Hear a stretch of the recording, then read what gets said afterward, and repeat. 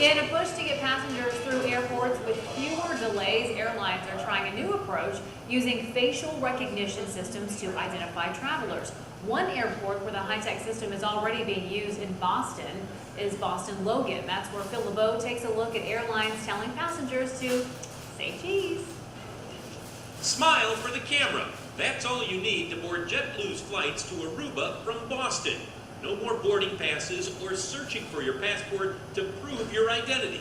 Ultimately, I think we see a future where your face is your passport for travel, where you can show up in an airport and your face checks you in, your face allows you to drop a bag, your face allows you to go through the TSA checkpoint and ultimately board a flight.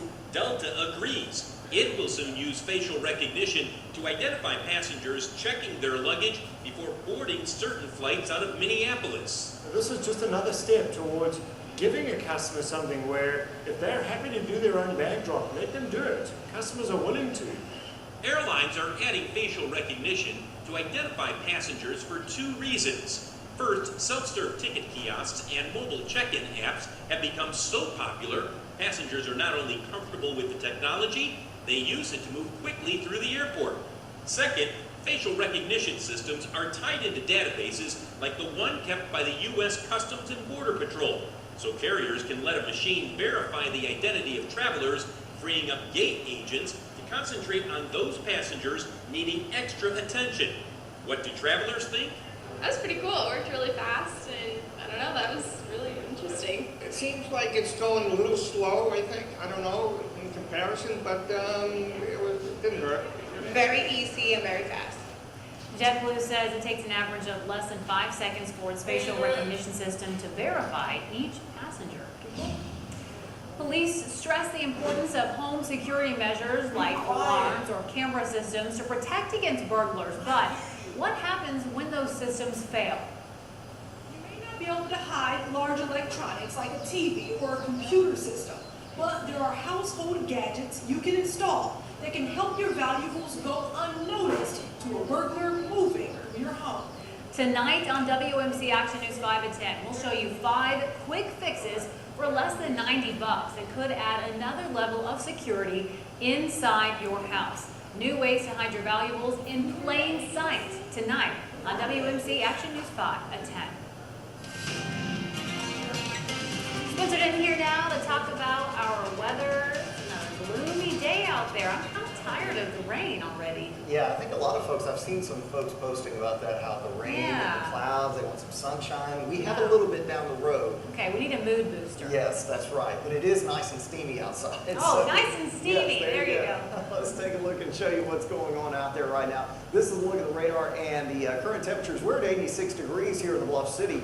But you go into some of those rain-soaked areas that just had showers and storms, and it's only 77 degrees up the road in Covington, 76 in Dyersburg, 76 in Harrisburg. You had some rain earlier today, 79 in Forest City, and the low to mid-80s as you go down into North Mississippi. A couple of downpours popping up here and there. Let's take you on a tour of the radar and show you what's going on. This big cluster of showers and storms. We had a couple of severe warnings with this over portions of northwest Tennessee, but that's pretty much moving out now. So it looks like moving out of Trenton, heading north and east. As we look elsewhere across the Mid-South, you can see a couple of downpours, one southwest of Selmer, another one just southwest of Ripley, Mississippi. This is moving northeast. So you folks in Corinth, you might see some pockets of rain continue over the next little bit. You can see the regional radar shows a big cluster of rain that's kind of fallen apart across central Arkansas within the last little bit. But I think we'll see more build up because we have a big area of low pressure that's spinning, and you can almost see it on the satellite radar here. Look at this over southwest Missouri, just a big swirl that continues to kind of sit right over the same area. That's going to eventually move off to the east, and as it does, it's going to drag more moisture and maybe some more scattered showers and thunderstorms. But otherwise, we're socked into the cloud cover, and it looks like we will be for much of the day. You might get lucky and see a little break here and there with some sunshine. Let's talk about the afternoon rain chance. It's always hard to determine in this type of setup exactly where these showers and storms will pop up. But I think the best chance, places like Blyville and Dyersburg, maybe back towards Selmer and Corinth, but only about a 30% chance for the rest of us as you go into North Mississippi this afternoon. Now, that doesn't mean it won't be heavy if you do see something out there, but here's a look at the Futurecast model, and it is showing Again, scattered showers and storms, maybe a little sun popping out, Holly Springs, Batesville, and Oxford. Scattered showers and storms this evening, especially northwest Tennessee and northeast Arkansas. That's when this low pressure system is going to swing on through the area. And by tomorrow morning, a mostly cloudy start, real sticky, real steamy in the 70s, and then back in the mid to upper 80s with a chance of scattered showers and storms again on Thursday as the main system kind of lingers and drags itself through the mid-south. And then we'll finally dry out. Sunshine will return in full by Friday. But otherwise, here's what you're looking at. The humidity forecast, that's the other big story. It is oppressive with those dew points sitting at 76 right now. And that means it's just very, very steamy, about as steamy as it gets with those temperatures in the mid-80s. The muggy meter, it stays high through the weekend, especially Saturday. Again, expect to sweat quite a bit if you're heading outside. And the mosquitoes, they could be a problem with all the rain we've had, all that standing water. It's going to be in the high category all the way through the weekend as well, so you have to dodge those little bugs as well. Let's take a look at the 7-day forecast. First alert weather day today for a few showers and storms. Otherwise, I really think the best chance is this evening and again tomorrow. Lower chance on Friday, a little higher on the weekend, but for now, temperatures stay around 90, lows in the low to mid-70s. This is a standard, typical summertime pattern right here in the mid-south. The Sunday looks good. I don't see any rain chances on it. Yeah, Sunday looks good. So the weekend may be a little bit better. Okay, well that's good. Mosquitoes though and pouring sweat. That's a nice combination. That's a good combination right there. All right, Spencer, thanks. We'll be right back.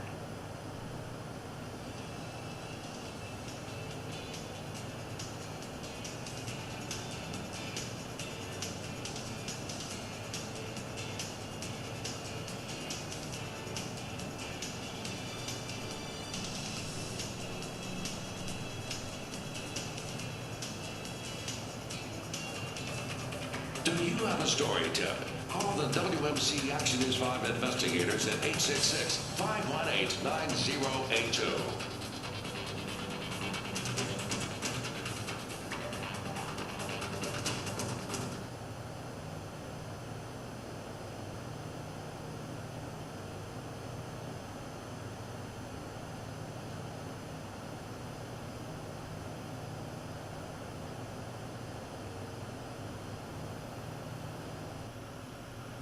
I'm just looking forward to more sunshine. Yes, and it is on the way, I promise you. It's going to take a little while to get here. By Friday, I think we'll be good to go. So if you have some plans, maybe to do some lawn work, because I know a lot of folks that haven't been able to do that. Friday will be good. This weekend, I think we'll be okay. Saturday, we might have some isolated storms around, but temperature's pretty typical for this time of the year. Lows at night, low to mid-70s. Crank up the AC the next 7 days. Yes, all right, Spencer, thank you. Thanks for watching, everybody. We'll have the latest on that forecast, too, at 4 and 5. Have a great day.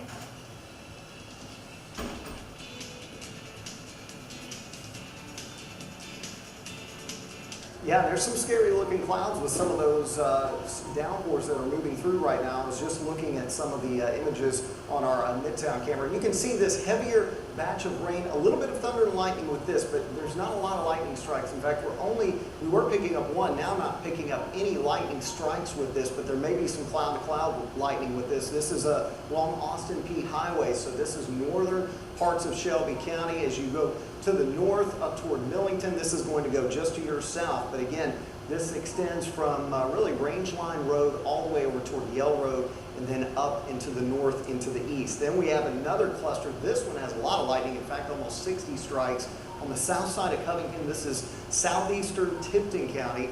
This is moving off to the north and east. And a lot of these storms have been going into the same areas. Haywood County up toward Ripley, up toward Lauderdale County, and then back to the east of that. But you can see that most areas are going to see scattered showers and storms at least at some point between now and tomorrow. About a 40% chance, a little bit higher tomorrow afternoon. More on the forecast for the rest of the week coming up. Primarily impacting eastern Shelby County from Lakeland and Arlington up into Dyer County. As a matter of fact, this entire line itself is moving off to the east, and it will take it on into Madison County, Brownsville. You're about 9 minutes away. Alamo, 20 minutes away from you.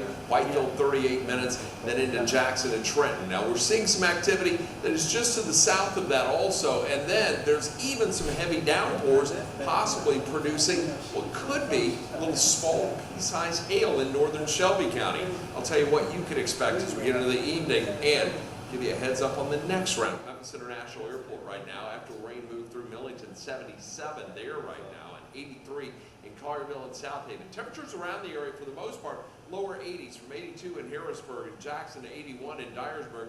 Holly Springs and Oxford at 86, but look at this. Corinth checking in at 90. Let's check out Futurecast and show you how this is going to play out. It's picking up on a little more activity out there, but it's got a pretty good handle on the entire movement of the system. As we get to around 10 o'clock, this just fizzles. We lose the heat of the day, sun sets, showers and thunderstorms diminish. There may be a few hit and miss showers that develop in the wee morning hours around 3 a.m. or so, but I think more clouds and rain overnight. Then by 8 o'clock tomorrow morning, we'll wake up to clouds, but we're not finished with the rain yet. As we get into the heat of the day, more moisture, more disturbances moving through the atmosphere bring with it more scattered showers and storms to the area from 2 until about 7 p.m. in the evening.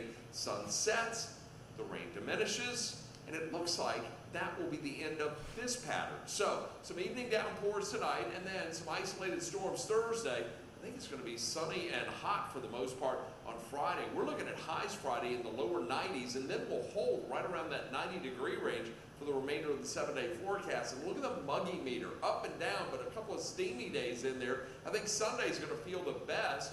Tonight, we'll fall to 74. Mostly cloudy, some isolated storms, about a 40% chance. 60% probability for rain and thunderstorms tomorrow, though, with a high of 88 degrees. Here's the way it plays out in the 7-day forecast. A rain chance only 20% Friday, 92 the high. 30% probability on Saturday, and then 89 on Sunday. 20% chance for a shower there. Monday and Tuesday, more of a typical summertime pattern. Low 90s, hot, humid, maybe a pop-up shower in the afternoon. Okay, umbrellas. Andy. All right, we invite you back tonight at 6.